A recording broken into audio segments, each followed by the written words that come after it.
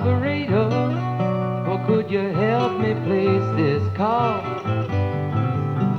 See, the number on the matchbook is old and faded. Living in L.A. with my best old ex-friend Ray. Gosh, she said she knew well and sometimes hated. Isn't that the way they say it goes? Well, let's forget all that and give me the number if you can find it, so I can call just to tell them I'm fine and to show I overcome the blow. I've learned to take it well. I only wish my words could just convince myself that it just wasn't real, but that's not the way it feels.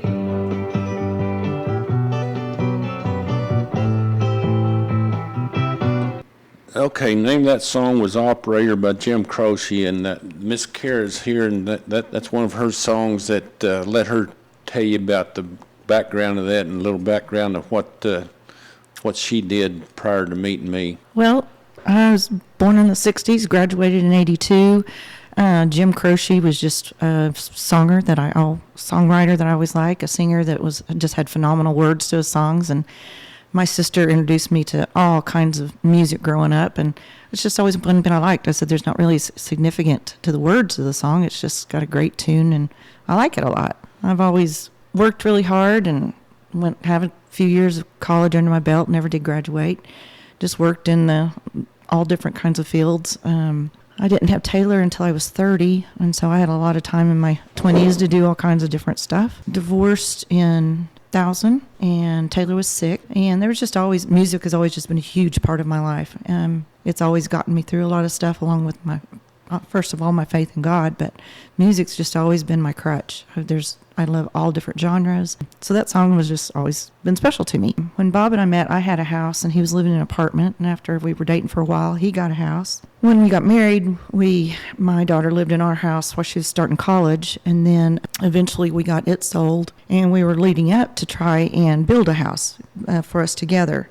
So we started looking at property and such like that, and during that time, he had a son-in-law and daughter that had split up, and so the son-in-law brought the grandkids to Norman and rented an apartment, and they were there just for a bit, but we co-signed for them, so then our name was on that. When they decided to bail and go back to Lindsay, Bob and I just kind of looked at each other and said, okay, this is what we're going to do. So we sold his house, or it was our house at the time, but it was his. And so now we'd sold mine, we sold his, and we moved into this apartment and started working on plans to build a home together. And we were having a blast with it. We found the land. I mean, we were just in it neck deep, designing and going to old friends of his were building the house for us. They're longtime builders. And we were really excited. I mean, we were super excited because this apartment was getting, for us, smaller and smaller, even though it was just the two of us. Closing in on us. About that time, big bust again.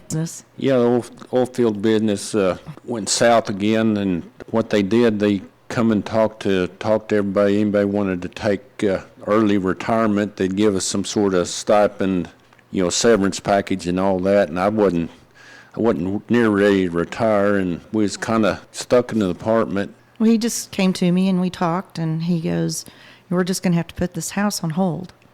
And I knew it was coming, and I understood why, and I knew exactly why we were having the conversation, but it still was like, poof, because we were so excited. We were just in it together. Everybody says, oh, it's a nightmare to build a house. Well, we were loving every step of it.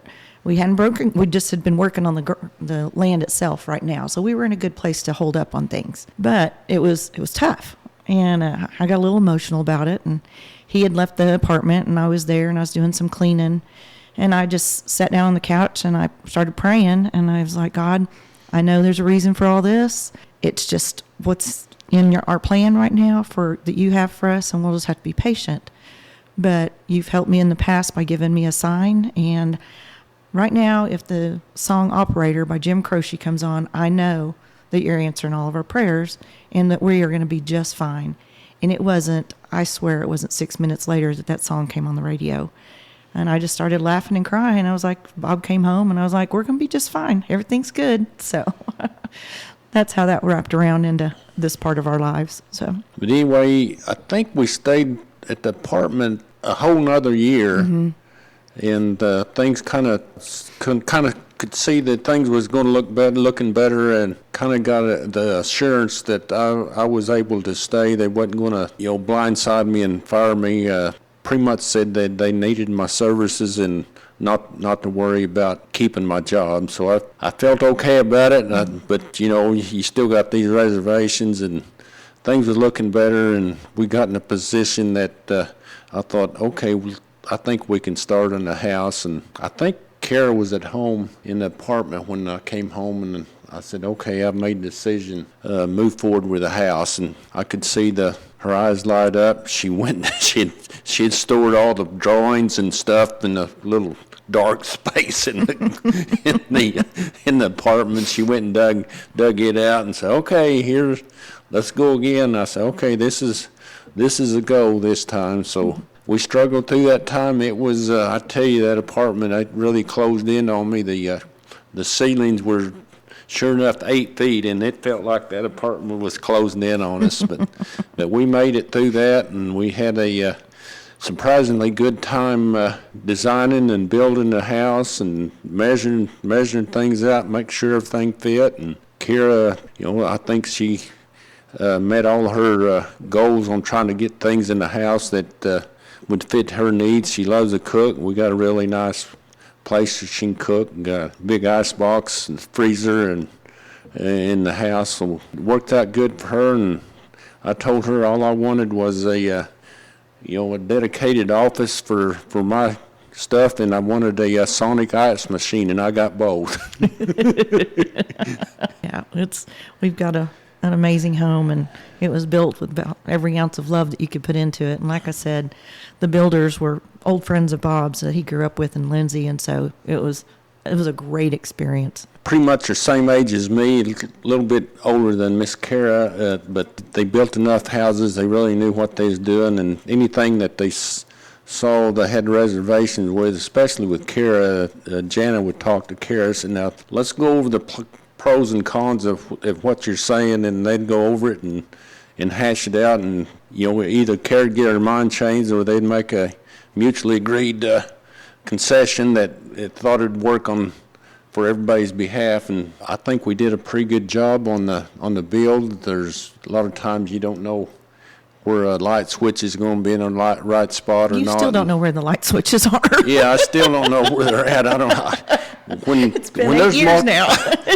Going on 8 years, but I tell you, if there's a light switch in the house that's got multiple, I just turn them all on, because I have no idea which one's which after 8 years. That's a true fact, peeps. That's a true fact.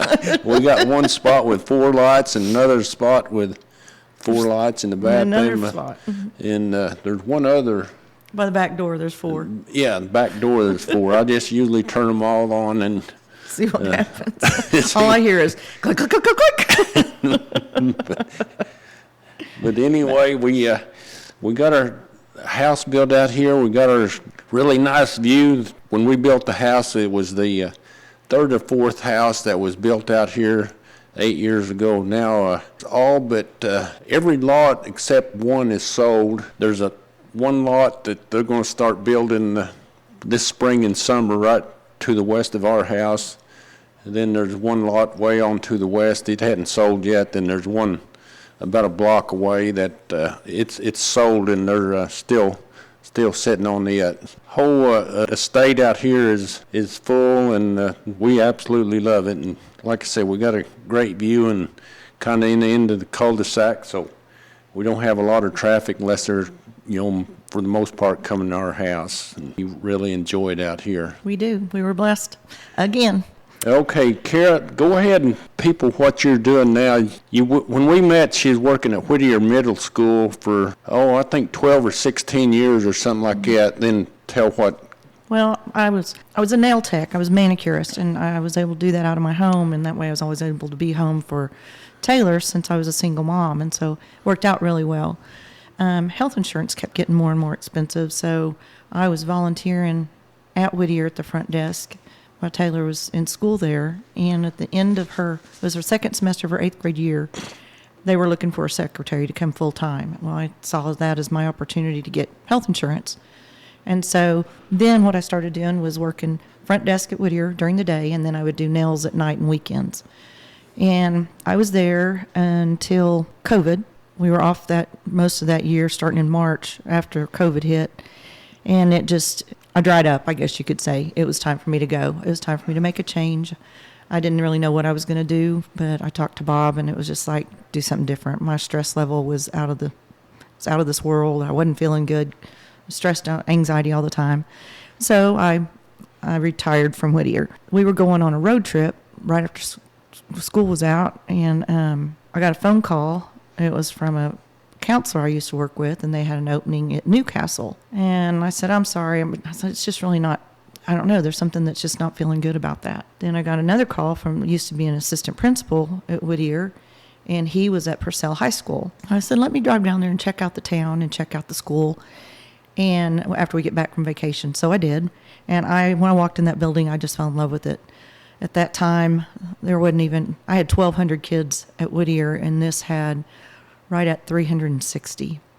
And I just was in love. The kids from day one, just amazing, so courteous, and yes ma'am, no ma'ams, and could have conversations with you, and it was fantastic. So I became the athletic secretary at Purcell High School, and I'm completing my 5th year this year, and I love it. Last 3 years, I've also been the concession manager. The greatest blessing of that experience is I have just a fantastic new friend in my life. Shout out to Char. You know, we don't get the opportunity often later in our lives, especially in your 60s, that you get to find a new great friend, and that's happened. And so this is going to be my final year of concession, though. I'm tired. We counted it up, and we have 100 home events that we work for concession. Since losing our dog Sadie and Bob being retired, he's alone a lot, and so I want to spend some time with him, loosen up all my 100 evenings for this next few years of work. So that's where I'm at. Okay, so Miss Kara, how much more school you got this year? May 16th, I think, is graduation. May 16th, and like I said, she's going to bow out of the concession stand part of it, give her a lot more time at home. And between now and then, though, we made an executive decision to go see our German family, and the 3rd week in April, we're going to go see her for about Miss Karen and all her family for about 7 or 8 days. Colin, the boy that's turning 14, is going to have his confirmation at the church, and it's a once-in-a-lifetime deal, and they were nice enough to ask us, and we were blessed enough to be able to go over there. So we're going to go see them, and hopefully I'm going to have a dedicated podcast with Karen and her family, and I'll bring it back and let you hear from a German family. In the meantime, Karen and I was here on a Sunday afternoon. It's pretty cold here right now, and so we're going to wrap this one up and send this out in a week or so. Okay, appreciate it. Bye. Bye, guys.